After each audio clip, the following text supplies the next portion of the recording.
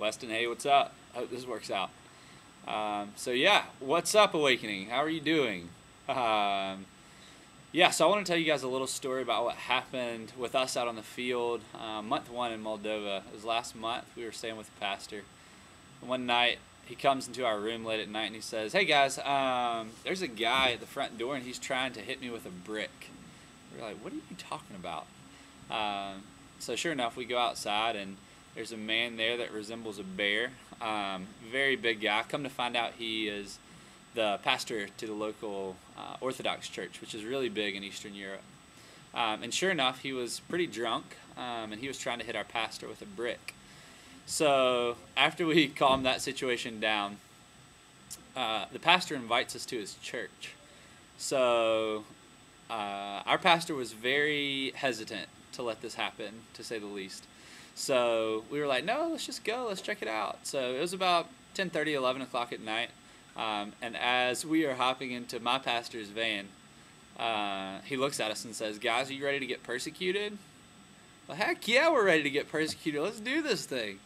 So he was really nervous. He was kind of sweating bullets the whole way there. So we get to this church, not really knowing what to expect.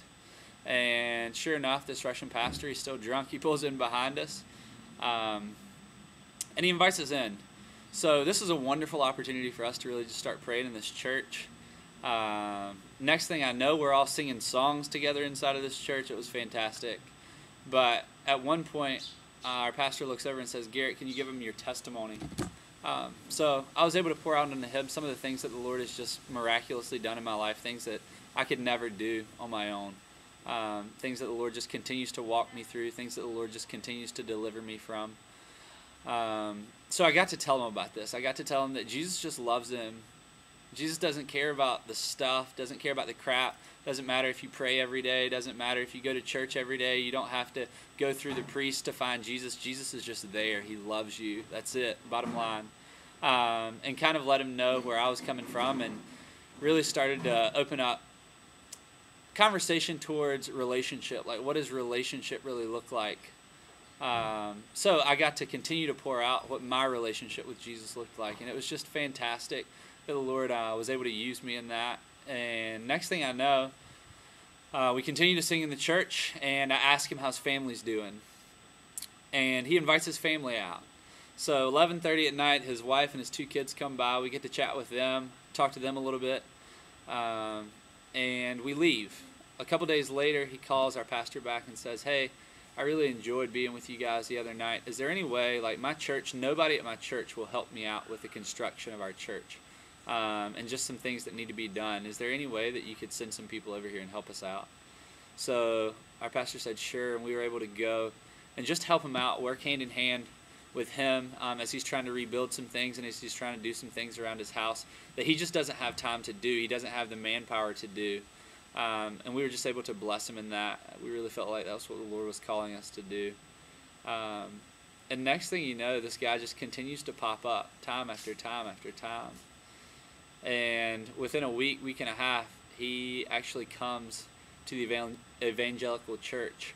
And that's huge. Like, it doesn't really sound like much, but for a Russian Orthodox, very legalistic pastor who thinks that the evangelical church is a cult, to say, yeah, like, I'm willing to just check you guys out. Like, I see what you're all about. I see who you are, and I kind of trust you, so I'm willing to check it out.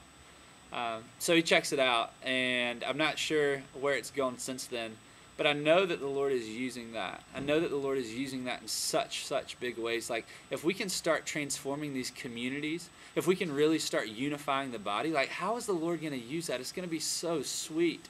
And it was just evident in this man and evident in this man's family. The reason that he came to the church and he wanted to fight our pastor was because he said, "You're stirring the waters.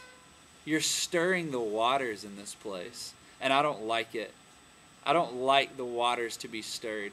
And there's such redemption coming to this place. There's such restoration coming to this little town called Korneshchi in Moldova, that people are finally going to start to experience what the Lord's love looks like. They're finally going to be freed from legalism. They're finally going to be freed from earthly stuff. And that's going to come through unification of the body. That's going to come through these churches getting together and kind of drawing the line and saying, let's figure out who Jesus really is, and let's walk in that, and let's bring the people that, because they don't need the answers anymore, because he is the answer. They need Jesus. So, yeah, it's been really sweet. It's been such a blessing to be out here on the field with the squad. X squad representing, legit. These kids are fantastic. I love them so much. They've been such a blessing. But that's why I'm out here again. That's why I'm squad leading again. I truly, truly, in my heart, believe that we're changing the world. And I don't just say that lightly. I don't just say, yeah, we're changing the world, sweet. No, like, we're changing the world. Like, we are changing the world. When we leave these countries will never be the same. The Lord is putting us in places of influence with people who have influence over entire communities, mayors, pastors to these huge Russian Orthodox churches, people that work at the U.S. Embassy that are doing big things in Africa. Like, you hear stories all the time of teams meeting presidents, of teams doing this, of teams doing that. And the Lord is just putting us in these places to continue to unify the body so that we can change the world. Like, that's crazy to me. But I just thank you all. Like, I thank you for everything. I thank you for your prayers. And I just love this community. I love this community, and I love the awakening. I love where you guys are at. I love what you're doing. Just rock out hard for the Lord. Just continue to pursue him and pursue his feet. It's not about his hands. It's a foot pursuit all day long. So I just encourage you guys to just go after the Lord with everything that you've got. We love you, and we thank you. Peace.